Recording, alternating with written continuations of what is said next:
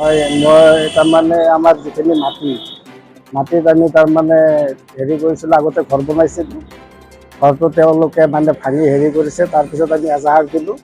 এজাহাৰ দিয়াৰ পিছত পুলিচে তেওঁলোকক মানে হেৰি কৰি মাতি আনিছিলে। আনাৰ পিছত কি হেৰি কৰিলে, তাকো আকৌ তেওঁলোকক যাব দিলে।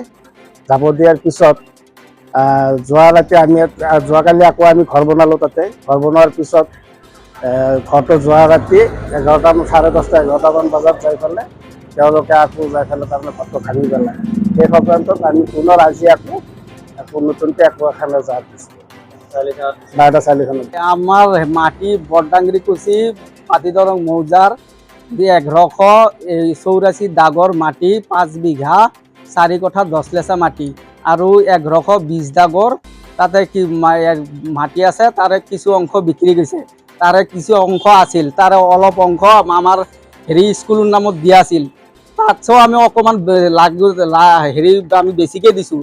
দিয়াৰ পিছতো আৰু যিখিনি অংশ মাটি আছে সেইখিনিও বলপূৰ্বকভাৱে সিহঁতে আমাক মাৰাৰ কাৰণে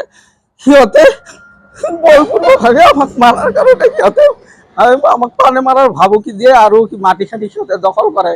আৰু আমি সিহঁতে চকুমুটিৰ মানুহ সেইখিনি মাটি 1120 দাগৰ মাটিখিনি দখল কৰি আছে আৰু 1184 দাগৰ সেইটো মাটি এটা ঘৰৰ মানুহ দখল কৰি আছে। দুটা ভাইক 5 বিঘা 4 কঠা 10 লেচা মাটি, সেইখিনি মাটি 2 ভাইকে দখল কৰি আছে। সিহঁতৰ এটা ভাইকৰ নাম ফৰিদুল হক আৰু এটাৰ নাম মফিজুল হক। আমি কওঁতে সিহঁতে আমাক মাৰিবা, আমি থানাত এজাহাৰ দিছোঁ। এজাহাৰ দিয়াৰ পিছতো সিহঁতে পুলিচে মাতি আনিছিল। তাৰপিছত সিহঁতে কেনেকৈ গেল, যাৱাৰ পিছত আমি এটা ঘৰ বনাইছিলোঁ আমাৰ মাটিত। সেই মাটিত ঘৰ বনোৱাৰ পিছত সিহঁতে ৰাতি 11টা বজাত যাই কেনে সিহঁতে গুণ্ডা পাৰ্টি লৈ যায় ঘৰ চৰ ভাঙি দিছে। সেয়ে আজি চাৰিআলি থানাত আকৌ এখন এজাহাৰ দিছোঁ মাটি হেৰি ঘৰটো ভাঙাৰ কাৰণে।